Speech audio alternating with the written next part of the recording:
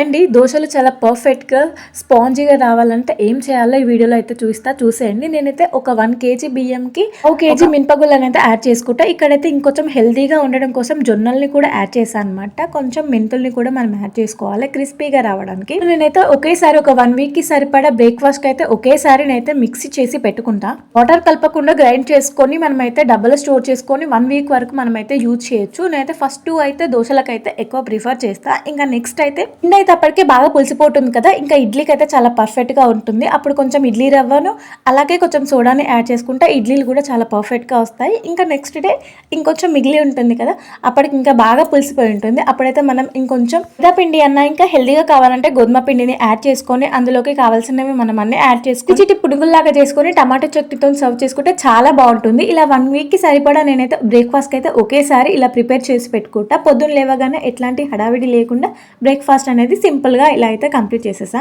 ఇలా పిండి దగ్గర పడుతుందంటే చపాతీతో అయితే సరిపెడతా. ఇంతకీ మీ బ్రేక్ఫాస్ట్ ని మీరు ఎలా ప్రిపేర్ చేసుకుంటారు నాతో షేర్ చేయండి. Bye bye.